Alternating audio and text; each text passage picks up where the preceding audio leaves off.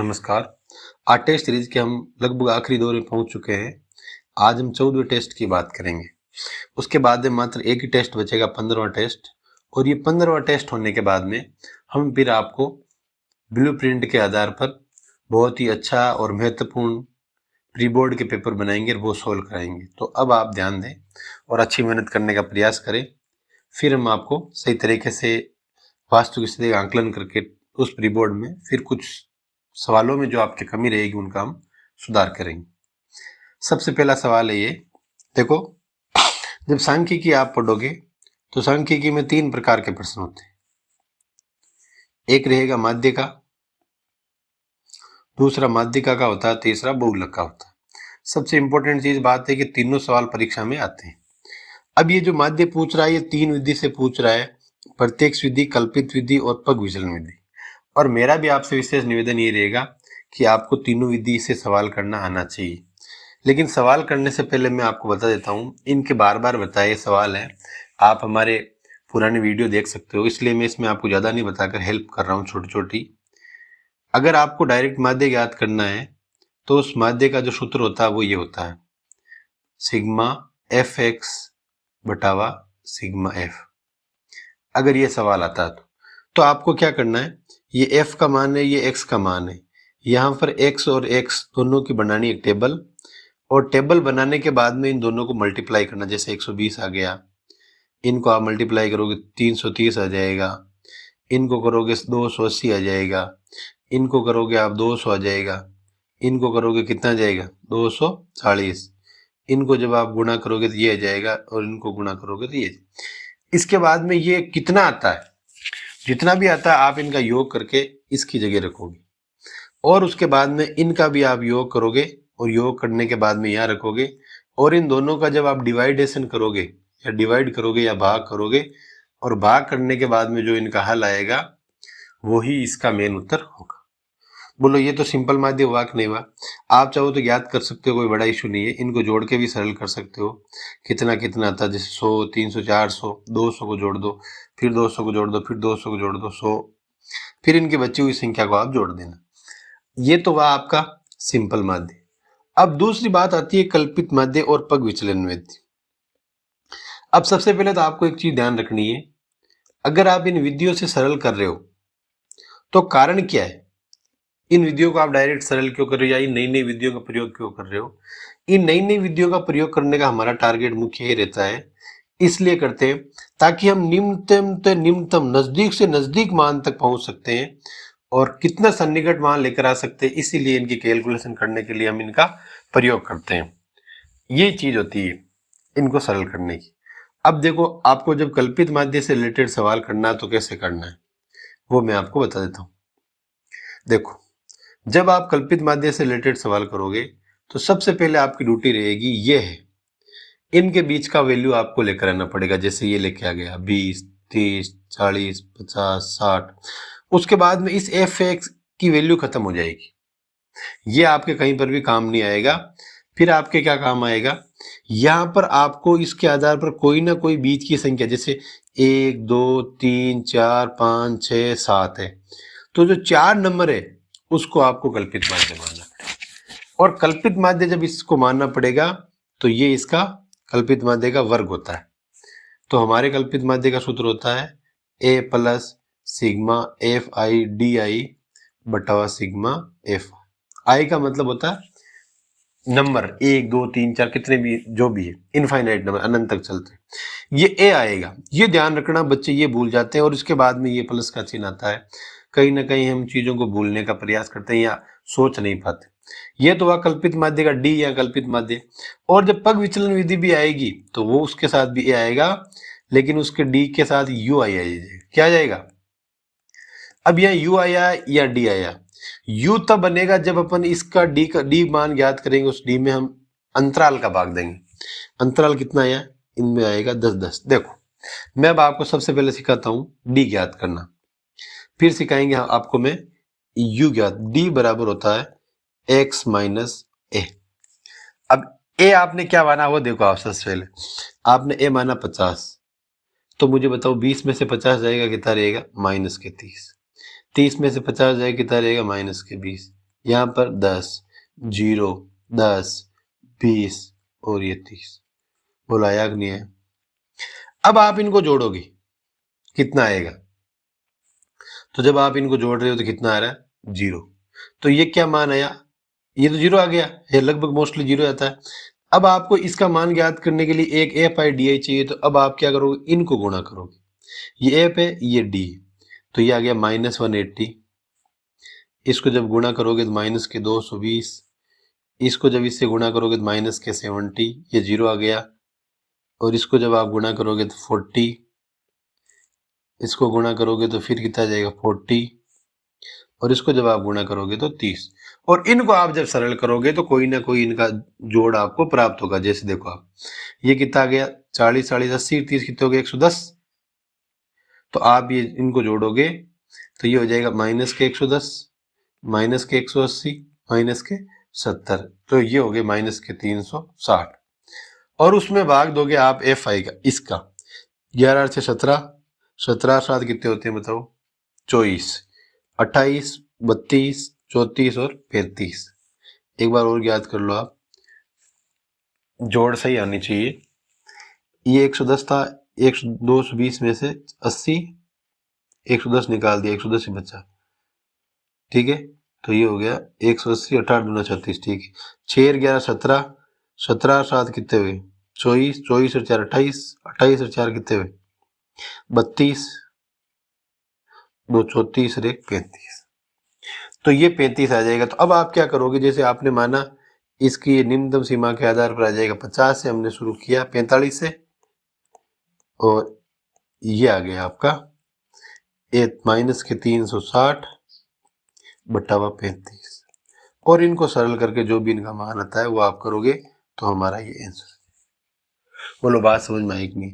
ये तब करेंगे अपन जब हमारा क्या ज्ञात करना हो, हमें कल्पित माध्य ज्ञात करना हो। और कल्पित माध्य के लिए ये विशेष रूप से रहता है, आपको ये ध्यान रखना है।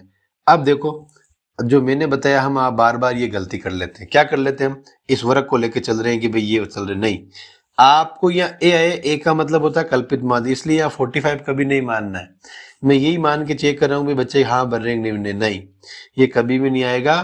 कल्पित माध्य हमने क्या माना वो यहाँ पर आएगा। जो 50, यहाँ पर कितना माना हमने? 50, इसलिए कल्पित माध्य यहाँ पर कितना आ जाएगा? 50। और 50 फिर आप प्लस माइनस जो भी इसकी वैल्यू बनती है, जैसे मान लो इसमें आप भाग देते हो तो माइनस के 10 के लगभग आता है, या 11 के लगभग आता है, या 12 के लगभग आता है, वो माइनस का आता है। और इसमें से जो घटाओगे वो हमारा उत्तर है, क्योंकि ये जो हमने इसका ही विस्तृत रूप बनाया है। तो आप इस एक के मान की बहुत ध्यान रखोगे, हमने जो माना है वही यहाँ पर आएगा। कोई निम्नतम सीमा से जुड़ा हुआ कोई ऐसी वैल्यू नहीं होगी। तो ये किसकी बात हुई? यह तो बात हुई कल्पित माध्य की। इसी प्रकार आपको ज्ञात करना पड़ सकता है पग विचलन विधि से। अब पग विचलन विधि और कल्पित माध्य की विधि में कोई विशेष अंतर नहीं, इतना सा ही अंतर है कि यहाँ पर आपको एच लगाना। एच का मान यहाँ कितना होता है? प्रत्येक में 10 10 का। तो यहाँ पर 10 दे दोगे तो देखो मैं इसको थोड़ा सा नया तरीके से कर रहा हूँ। ये देखो, यहाँ 10 दे दोगे, यहाँ 10 दे दोगे, सब जगह 10 10 आएगा कि नहीं आएगा? तो यह -3 आ गया, -2 आ गया, -1 आ गया, 0 आ गया, 1 2 और 3। अब आप इनको गुणा कर दो, और गुणा करने पर जब आए तो आप डी आई की जगह यू आई लगा देना। क्या लगा देना? और इसको सवाल को करना। तो ये बहुत इंपॉर्टेंट सवाल है। सबसे पहले तो आपको तीनों प्रकार के माध्य निकालने आने चाहिए। अब देखो, आपकी किताब का सबसे महत्वपूर्ण सवाल है, परीक्षा में कई बार आता है, ध्यान रखना आपको इस सवाल को। और इस सवाल को कैसे करते हैं वो मैं आपको करवा करने का प्रयास कर रहा हूं, आपको ध्यान रखना है। देखो, सबसे पहले तो आपको पता है जब ये वैल्यू पूछ रहा है तो कोई ना कोई स्पेशल वैल्यू वो आपको देगा। तो हमको उसने क्या दे दिया? ये दे दिया। दिया कि नहीं दिया? क्या दे दिया इसने? माध्य दे दिया। अब आप इसको अलग अलग तरीके से कर सकते हो, आप चाहो जैसे ही। तो ये सबसे पहले माध्य दे रहा है, कितना दे रहा है? ये 18 दे रहा है। तो देखो, जब भी माध्य दे रहा है तो हमें सबसे पहले तो माध्य का सूत्र आना चाहिए कि आप किस माध्य से इसको ज्ञात करना चाहते हो। आप चाहो तो इसको कल्पित माध्य से ज्ञात कर सकते हो, आप चाहो तो सिंपल माध्य से भी इसको ज्ञात कर सकते हो। तो जब भी सवाल आएगा तो आपको इस सवाल को 11 से 13, 13 से 15, 15 से 17, 17 से 19, 19 से 21, 21 से 23 और 23 से 25। ये इस प्रकार आपको इस क्वेश्चन को लिखना है। लिखने के बाद में इसकी जो वैल्यू है, जैसे 7 आ गया, 6 आ गया, 9 आ गया, 13 आ गया, F आ गया, 5 आ गया और 4 आ गया। ये लिखने के बाद में आपकी ड्यूटी क्या रहेगी, इनके बीच के विस्तृत रूप को आपको लिखना पड़ेगा। जैसे 12 लिख दिया आपने, 11 और 13 को जोड़कर 2 का भाग देना है। 11 + 13 बटा 2 बराबर 12 आ जाएगा। इसी प्रकार 13 और 15 को जोड़कर 2 का भाग देना, तो यहाँ 14 आ गया, ये 16 आ गया, ये 18 आ गया, ये 20 आ गया, ये 22 आ गया और ये कितना आ गया, 24। तो ये हमारा है, क्या है, ये तो x की वैल्यू है कि नहीं है, और ये वैल्यू है, ये f की वैल्यू। तो इस x को अपने संशोधित करके ये निकाल लिया। तो हमारा मान लो कि माध्य का सूत्र होता है x बार बराबर सिग्मा fx बटा f। तो इसका जोड़ करके हम इसमें भाग दे रहे हैं। तो इसमें जब आप जोड़ोगे तो ये कहीं ना कहीं f का रोल आएगा कि नहीं आएगा, 100% आएगा। तो आप इसको ऐसे कर सकते हो, इनको जोड़ो आप। तो देखो 7 और 6 कितने हो गए, 13। 13 में जब 9 जोड़ोगे तो कितना आ जाएगा, 22। ठीक है, और 22 से 13 होते 35, 35 से 5 40 और ये हो गए 44। तो इनको जब आप जोड़ा तो ये आ गया 44 प्लस f। और ये है, अब हमें एपेक्स चाहिए, तो अब इनको गुणा करना है। तो ये 12 को जब आप 7 से गुणा करोगे तो कितना आएगा, तो हमें इनको लगातार गुणा करना है। ये बढ़ रहा है, इससे इजी तो हम इसको क्या कर सकते हैं, और भी कई विधि है हमारे पास, जैसे आपक विचलन विधि लेके आ सकते हो, कल्पित विधि लेके आ सकते हो। इससे क्या होता है कि हमारी कैलकुलेशन छोटी हो जाएगी। तो आप चाहो जैसे कर सकते हो, आप इसको ऐसे चाहो तो ऐसे भी कर लो, कोई दिक्कत नहीं। हमें तो कैलकुलेटिव सवाल को बनाना है, बनाकर इसको सरल करने का प्रयास करना है। जैसे आपने 12 को गुणा किया 7 से, कितना आया, 84 आ गया। इसी प्रकार आपने 14 को गुणा किससे करोगे, 6 से, यहां पर भी कितना आएगा, 84। फिर आपने 16 को गुणा किया 9 से, तो इससे आ गया 144। फिर आपने 13 को गुणा कर दिया 18 से, ये आ गया 234। और इन दोनों को आप जब गुणा करोगे तो यहाँ आ गया 20f, और इसको गुणा करोगे 110, और 24 को जब आप 4 से गुणा करोगे तो 96। अब इन सबको हमें जोड़ना है, तो जोड़ो तो आप देखो कितना आता है, 96, 110, उसके बाद में आप जोड़ो 234, 234 प्लस 144 जोड़ो, फिर आप 84 और 84 जोड़ो। जोड़ा कि नहीं जोड़ा, तो हमें ये जोड़ना है, ये देख लो 84 जोड़ना है हमें, फिर 84 जोड़ना, फिर 144, फिर 234, फिर आपको जोड़ना 110, फिर आपको जोड़ना 90। तो हमारे 752 तो ये आ जाएगा, और ये 20f ये आ जाएगा। अब आपको कुछ नहीं करना है, ये तो करना ही पड़ेगा, एफ वाली राशि को आपको अलग रखना पड़ेगा यहाँ पर। तो हमारा माध्य कितना है, 18, इसको हमने जोड़ा तो 752 प्लस 20f आ गया, और इनको जब हमने जोड़ा तो 44 प्लस ये आ गया f। अब हम जब इसको सरल करेंगे तो आप भी जानते हो तिरछा गुणा होता है, तो 18 44 प्लस f क्या आएगा, 44 प्लस f बराबर आ गया 752 प्लस 20f। अब आपको एक तो 18 को 44 को गुणा करना है, तो 18 को 44 को गुणा करते तो हमारा आता 792 प्लस 18f बराबर 752 प्लस 20f। एफ के मान को एक तरफ लेके आ जाओ, बाकी के मान को एक तरफ, ये देख लो, और ये आ गया 20f माइनस 18f। इनको जब आप घटाओगे तो बचेगा 40, और ये बचेगा 2f। तो आप मुझे बताओ, इसको मैं यहाँ लिख रहा हूँ, f का मान कितना आ जाएगा, 20। कितना आएगा, 20। इसी प्रकार हमको इनको सरल करना है। और ये बहुत इंपॉर्टेंट सवाल है, 4 नंबर में भी आ सकता है, 2 नंबर में भी आ सकता है। सिंपल माध्य का सवाल है, लेकिन हम करते किस प्रकार, अब कई कल्पित माध्य से करते हैं, कई पग विचलन विधि से करें, आप कैसे भी करो। ये हमेशा ध्यान रखना, इस माध्य की विधि से गुणा बड़ा होता है। कल्पित माध्य और पग विचलन विधि से जब आप सवाल करोगे तो मल्टीप्लाई छोटे होंगे, बड़े नहीं होंगे। तो बोलो ये सवाल अच्छा है कि नहीं, बहुत अच्छा सवाल है, आपको इनको करना है। अगर आप कर्मागत रूप से करोगे, इन छोटी छोटी चीजों को आप समझ के सवाल को करने का प्रयास करोगे, कभी भी आपकी समस्याएं नहीं आएगी। ये आपका उत्तर है। चलो आगे हम अध्ययन करते हैं। अगला सवाल, ये बहुलक याद करना है। बहुलक का सवाल मैंने बहुत बार करवाया है, कोई समस्या नहीं। सबसे पहले आपको बहुलक क्या मानना है, वो मानना जो बड़ा नंबर है। तो इसका बहुलक कितना हो गया 10। जब आ गया 10 तो आपको इस लाइन की तरफ जाना है। इसकी लोअर सीमा कितनी होगी 30। तो हमारा एल बराबर 30 आ गया। ये फर्स्ट आ गया तो ये सेकंड आ गया, 0 आ गया, और ये इसके 2 आ गया। ये भी मान आ गए हमारे। तो अब हमें एच चाहिए, और एच का मान आप इनमें देखो कितने कितने का है, तो 5 का मान। तो बहुलक जब हम याद करेंगे तो हमारा सूत्र होता है L plus F1 minus F0 2F1 minus F0 minus F2 गुणा H। ये पूरे मान मैंने आपके एक साथ निकाल दिए। आपको यहाँ वैल्यू रखनी है, वैल्यू रखकर कैलकुलेशन करना है, बाकी कोई समस्या नहीं है। लेकिन 4 नंबर के लिए वेरी इंपॉर्टेंट सवाल है। आप अध्ययन करोगे तभी आपको ये 4 नंबर मिलेंगे, अन्यथा आप सपने में रह जाओगे। और मैं तो कहता हूँ कि जितने हो सके इस प्रकार के सवाल के जो भी बेसिक कंसेप्ट है आप अभी क्लियर करो। ऐसे सवाल को बार बार करो, आपके कभी गलत नहीं और आपके ये नंबर अच्छे नंबर आ जाए। आगे देखो, ये बहुत अच्छा सवाल है, कई बार ये परीक्षाओं में आता है। ये एक्स और वाई से रिलेटेड है, लेकिन बच्चों को आते भी हैं सवाल, इनमें कोई समस्या भी इतनी नहीं रहती है। लेकिन कहीं ना कहीं हम छोटी छोटी गलतियां कर देते हैं और इन सवालों को कर नहीं पाते। तो आज हम प्रयास करेंगे कि कोई भी गलती नहीं हो और इस प्रकार के सवाल को हम करें। देखो, जब भी माध्यिका इसमें दी हुई है, योग दिया हो बारंबार तक, मतलब इसका योग दिया हो, कितना योग है ये 100। तो एक्स और वाई का मान ज्ञात। सबसे पहले तो ये इसका मान दे रखा है, और जब भी माध्यिका हम ज्ञात करते हैं तो हम ज्ञात करते हैं सीएफ। क्या ज्ञात करते हैं ये आप भी जानते हो भली भांति से।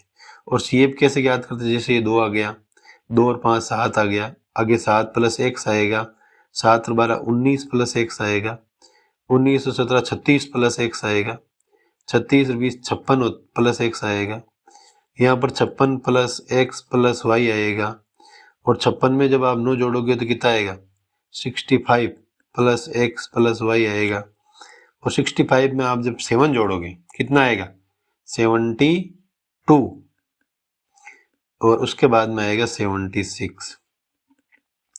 तो ये किताब वाला कह रहा है कि इस कल्पित माध्य आया, इसका योग ये आ रहा है, और ये किताब वाला कह रहा है कि 76 प्लस एक्स प्लस वाई, अगर इनको आप जोड़ते हो तो ये आता है 100, और जब इसको हम सरल करेंगे तो ये 100 माइनस 76 हो जाएगा, और x प्लस वाई बराबर आएगा 24।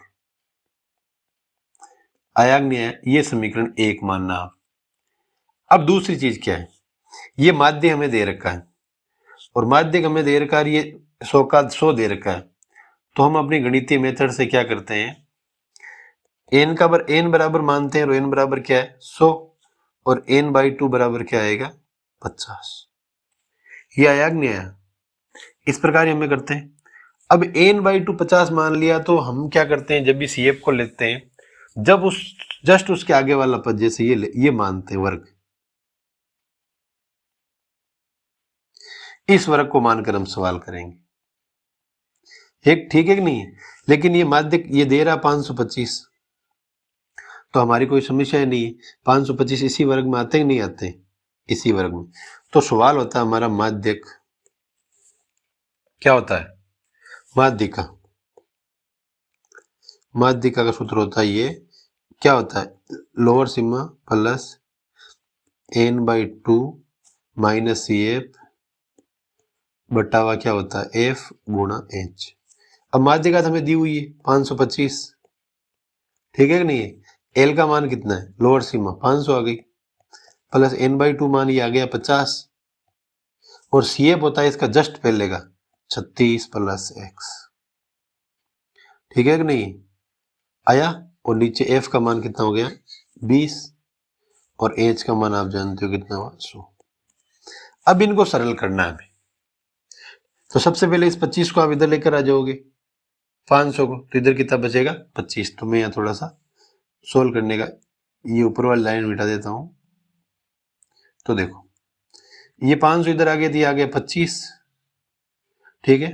अब ये 50 ये इधर घटेगा तो ये आ जाएगा 50 माइनस 36 माइनस एक्स बटा हुआ 20 गुणा 100।